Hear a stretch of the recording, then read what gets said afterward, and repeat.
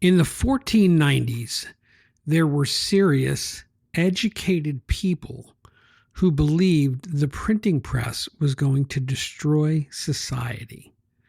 Not change society, destroy it.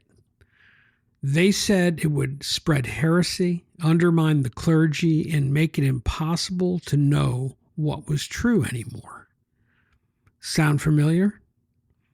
Welcome back to Truth in a Digital World. I'm John Delaney, and this is the final episode in our current arc. This is episode 10, Building AI-Ready Businesses Without Losing Your Soul. And today we're talking about AI, doom, data centers, and why the panic feels new every single time, even though it never actually is.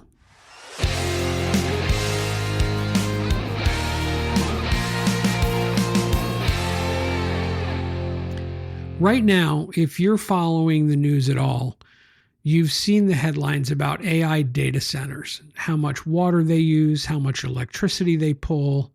Entire towns are worried about their utility bills going up because of a server farm down the road. And look, they're real, legitimate operational and environmental questions. I'm not going to stand here and tell you resource use doesn't matter, because it does. And businesses building AI infrastructure should be held accountable for it. But underneath the resource conversation, there's a bigger current running, and it's a much older one. It's the sense that this technology, this time, is finally the one that ends us. Job loss on a massive scale, a tiny handful of tech elites capturing all the benefit, machines making decisions humans can't take back. Some of the smartest people building this technology are on record saying it could be an extinction-level risk to humanity. Now, that is a heavy claim, and I want to take it seriously enough to ask an honest question. Have we heard this before? I've been reading a book that lays this out better than I could on my own. The book's called Superagency: What Could Possibly Go Right with Our AI Future. It's by Reid, Hoffman, and Beato. Hoffman co-founded LinkedIn and has been deep inside AI development for years through Inflection AI. Beato has written about technology and culture since the early days of the internet. This book is a New York Times and USA Today bestseller, and for good reason, because it does something most AI commentary doesn't. It looks backward before it looks forward. Now, here's what they document, and I'm quoting this directly because it's worth hearing in full. Listen to this. Throughout history, new technologies have regularly sparked visions of impending dehumanization and societal collapse. The printing press, the power loom, the telephone, the camera, and the automobile all faced significant skepticism and sometimes even violent opposition on their way to becoming mainstays of modern living. Let that sink in. The camera. People thought the camera was going to unravel society. Now they go on. 15th century critics said the printing press would destabilize everything by spreading heresy and misinformation and undermining scholars and clergy. The telephone was accused of destroying the intimacy of face-to-face visits and, ironically, of making people too transparent to each other. In the automobile era, the early automobile era, critics blamed cars for the death of family life itself, claiming unmarried men were saving for a Model T instead of getting married, and married men were divorcing to escape the financial pressure the car culture created. Well, then automation hit factories and offices in the 1950s. Bakers, meat cutters, auto workers, even Census Bureau statisticians watched their numbers shrink.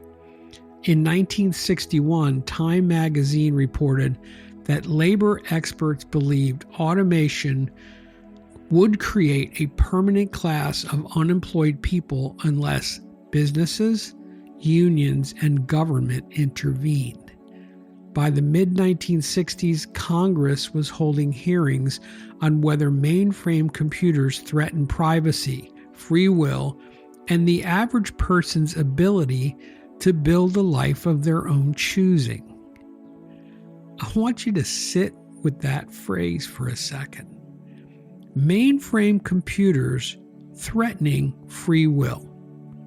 That was a real congressional concern in 1965. Now, Hoffman and Beato make the obvious next point. Today, U.S. unemployment is lower than it was in 1961.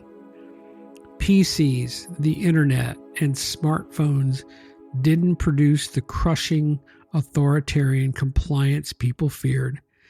They produced, on balance, more individualism and self-determination than most of human history has ever seen. Now, I know what some of you are thinking. John, this time is actually different. This isn't a power loom. This thing can talk back. And that's fair. AI can simulate real aspects of human intelligence in a way the telephone never could. Some researchers genuinely believe we're heading towards systems that act with a level of autonomy that isn't guaranteed to align with human values. That's not nothing. But notice the shape of the fear. We've spent decades building our cultural imagination around HAL from 2001: A Space Odyssey, the Borg from Star Trek, the Terminator's killer robot. Every generation gets the monster its storytellers hand it. 15th century Europe didn't have Skynet. They had a printed Bible in the hands of a common person, which, to a scholar who'd spent 30 years mastering Latin manuscripts, was arguably just as terrifying. Now, here's my favorite detail from that history. Married men were supposedly getting divorced over car payments. So somewhere around 1920, someone's Thanksgiving dinner conversation was, the Model T is going to end the American family. And yet, here we are. And the minivan didn't do it either. Now, I say that with a smile and a chuckle, but the point is serious. The future is famously hard to predict for pessimists and optimists alike. Hey, we didn't get 1960 style permanent mass unemployment. We also didn't get the Jetsons and flying cars, at least not yet. The doom and gloom crowd and the utopian crowd are usually both wrong about the details. But what's consistent is the fear itself, showing up right on schedule with every leap forward. Here's where I want to bring you back to something older than any of this technology, older than even the printing press. Paul wrote to Timothy, "For God gave us a spirit not of fear, but of power and of love and self-control." That's from 2 Timothy chapter 1, verse 7.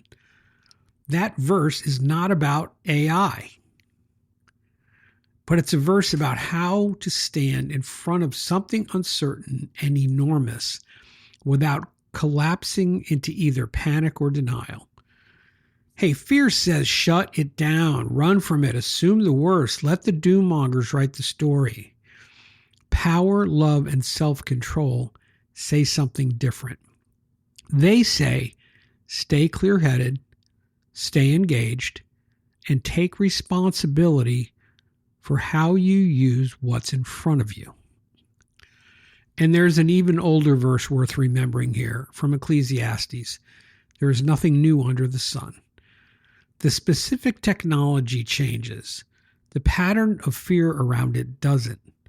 Recognizing that pattern isn't naive optimism, it's discernment. It's the same discernment we talked about back in episode 9. It's testing the fruit of the fear itself, the way we talked about testing authority in episode 8.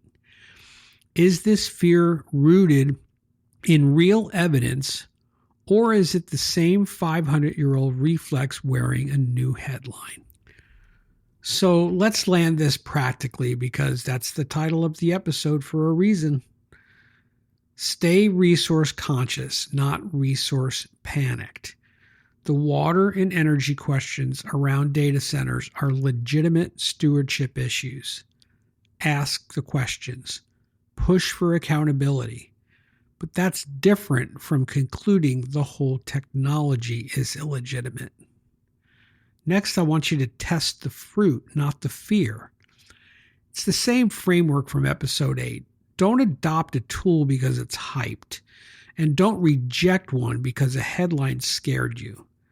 Look at what it actually produces for real people over real time. Next, exercise discernment as a daily practice. Same muscle from episode 9.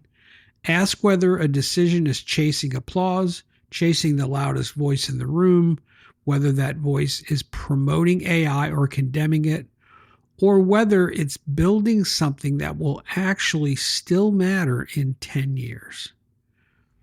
Next, I want you to let identity anchor you, not the news cycle. We talked about the helmet that doesn't bend to fit you. Your values, your calling, your sense of what your business is actually for.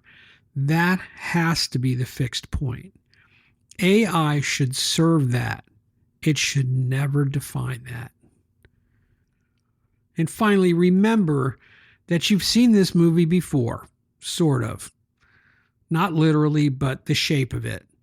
Every generation's "this changes everything" and not in a good way has been met by real people building real, faithful, stewarded lives on the other side of the technology.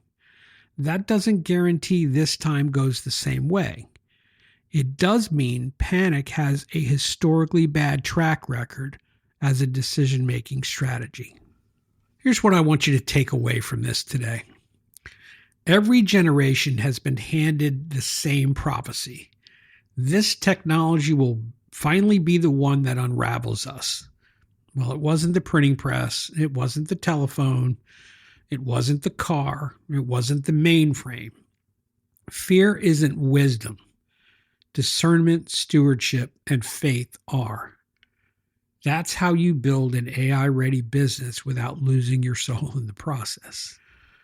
Well, I'm excited to say that closes out this 3-episode run on fake authority. Discernment is a competitive advantage, and building an AI-ready business without losing your soul. Together, they're really one argument. Test what's presented to you as authoritative. Build the daily discipline to see clearly, and don't let fear, old or new, make your decisions for you. If you want to go deeper on the ideas in today's episode, pick up Superagency, What Could Possibly Go Right with Our AI Future by Reid, Hoffman, and Beato. I'll link it in the show notes. Now, coming up next, we're going to do something different. I'm bringing on my first guest, Peter Bulka, creator of the Hamster Wheel Trap, to talk about why founders are too often too close to their own businesses to see clearly. You won't want to miss this. And if you're a business owner trying to figure out exactly how to use AI wisely without the hype and without the panic, that's exactly the conversation we have at Clear Brand Digital. Well, thanks for listening to Truth in a Digital World. I'm John Delaney. Let's talk about truth before we outsource it.